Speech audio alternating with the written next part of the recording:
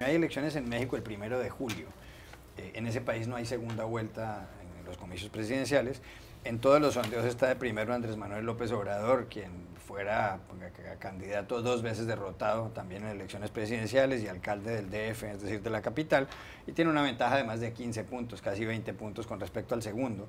El candidato Ricardo Anaya de Por México al Frente, que está respaldado por una alianza del PAN, el PRD y un Movimiento Ciudadano, y detrás de Anaya aparece José Antonio Meade, que es el candidato del PRI, un hombre que ha sido ministro varias veces, y mucho más abajo está Jaime Rodríguez, el Bronco. Había una candidata entre Meade y el Bronco que era Margarita Zavala, la única mujer, ex primera dama. Ella fue es la esposa de Felipe Calderón, quien gobernó del año 2006 al año 2012. Bueno, la señora Zavala ha decidido retirar su candidatura y justamente en un mensaje ayer escribió lo siguiente: retiro la candidatura de la contienda por un principio de congruencia, de honestidad política, para dejar en libertad a los que generosamente me hayan apoyado para que tomen su decisión como se debe tomar en esta difícil contienda. Ella, por supuesto, no va a ir al segundo debate presidencial televisado. Están pactados 3, se ha llevado a cabo uno. El próximo va a ser en Tijuana y ella no va a estar allá.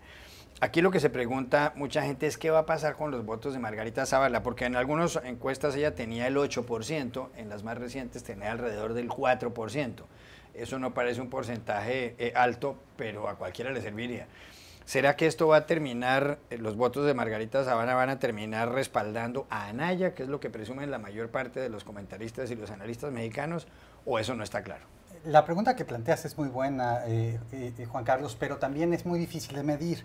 El debate, como bien dices, el segundo debate es el domingo, y a muchas personas que se dedican a las encuestas no les va a dar tiempo de levantar una encuesta de aquí al domingo, porque pues, básicamente es técnicamente difícil. Y después de que ocurra el debate, pues será difícil conocer exactamente cuál efecto es el que pesa más en el cambio de votos, si es que lo hay entre los electores. ¿Es el origen Margarita Zavala o el debate y pues básicamente la conducta de los contendientes ahí? Ahora, Juan Carlos, estamos hablando de un capítulo muy pequeño en una elección que tiene un marco más amplio. López Obrador tiene 18 puntos de ventaja en las encuestas consistentemente. Esta es la última encuesta de Reforma de inicios de mayo. Y la tendencia ha sido constante. López Obrador no ha bajado, al contrario ha subido. Y muchos de los pues analistas incluso hablan de una elección un tanto aburrida, dado que no ha cambiado mucho estas tendencias.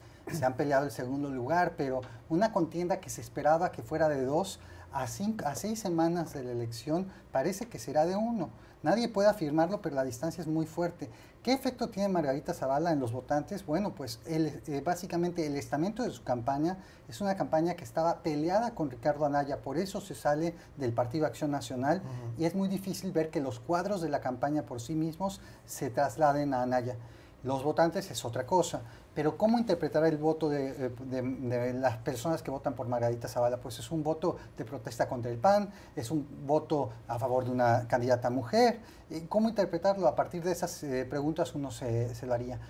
Quiero decir, Juan Carlos, que quizá la pregunta más importante que estamos dejando de contestar y que no ha sido analizada con importancia, la hemos traído aquí en la mesa, pero el PAN ha perdido mucha presencia en el norte del país, en todos los estados de Baja California, Chihuahua, Nuevo León, la parte que está más conectada con Estados Unidos y con las cadenas productivas, y donde mucha violencia ha ocurrido a partir de la lucha contra el narcotráfico. El candidato de la izquierda, López Obrador, ha tenido un empuje importantísimo. Los mítines electorales son llenos de personas, las encuestas lo marcan favorito en el norte, y esto habla de cómo el partido que era de Margarita Zavala y que ahora tiene a Ricardo Anaya como candidato no ha logrado capitalizar ese apoyo donde tradicionalmente era su centro de apoyo. ¿Y por qué el PAN ha perdido apoyo en el norte del país? Yo creo que esa es la historia de la elección, Juan Carlos. Los principales temas de la elección son violencia y corrupción. El tema de la violencia ha visto en el norte uno de sus principales centros, y las soluciones que se han planteado en estos ya 10 años de una guerra desde que Felipe Calderón inició este combate frontal contra los narcotraficantes no han estado ahí. Las ciudades violentas como Ciudad Juárez, Tijuana y las ciudades en Tamaulipas siguen teniendo índices muy altos. No se ha solucionado, las policías siguen siendo sumamente corruptas, y la gran pregunta es ¿quién puede traer un plan de seguridad concreto y realista? López Obrador habla de muchas cosas, pero todavía estamos esperando detalles concretos sobre cómo atacar ese tema. Vinicio Segovia. Yo creo que hay que destacar dos cosas. Una, para empezar, el porcentaje de votos que se le atribuye en estos momentos a Margarita Zavala, que es alrededor del 3%, con un margen de error del 3%. Por lo tanto, habría que ver hasta dónde es significativo el voto que tiene Margarita Zavala en estos momentos. ¿Para quién va este voto? Bien, yo creo que difícilmente va a ir para Ricardo Anaya por las diferencias personales que hay entre ambos y porque básicamente fue Anaya quien la corrió de su propio partido. Por lo tanto, ahí lo veo muy difícil. Para Jaime Rodríguez, son ideas incompatibles las que tienen ambos candidatos, bueno, o ya la no candidata con el candidato, por lo tanto, ahí también veo gran dificultad. Y finalmente, pues para Antonio Meade, sí, para él podría ir parte de este voto. Ideológicamente es mucho más cercano a Margarita Zavala, es pues el rival directo de Anaya, al fin y al cabo también Meade, pero esto también pondría en una situación que no conviene a ninguno de los dos. ¿Por qué? Pues porque los votos se tendrían que repartir entre dos personas y no irían directamente a una cuando la diferencia es tan significativa con Obrador. Por lo tanto, ahí la cuestión está bien complicada y no sé si va a tener una relevancia o va a cambiar el panorama electoral en estos momentos. Lorena Toribio.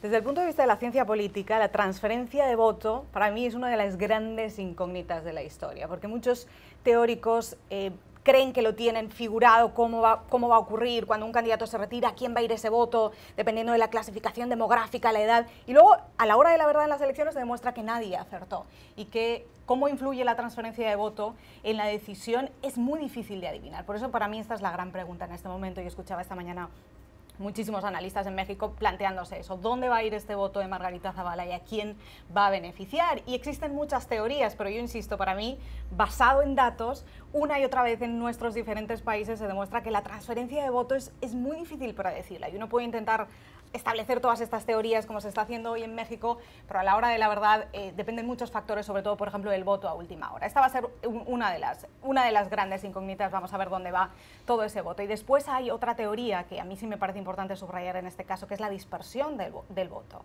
Cuando un candidato lidera las encuestas, en este caso tanto como López Obrador, que son 18 o 20 puntos cuando estamos a un mes y medio de las elecciones, generalmente a ese candidato líder en las encuestas le beneficia que haya cuantos más otros candidatos mejor, porque entonces se dispersa el voto.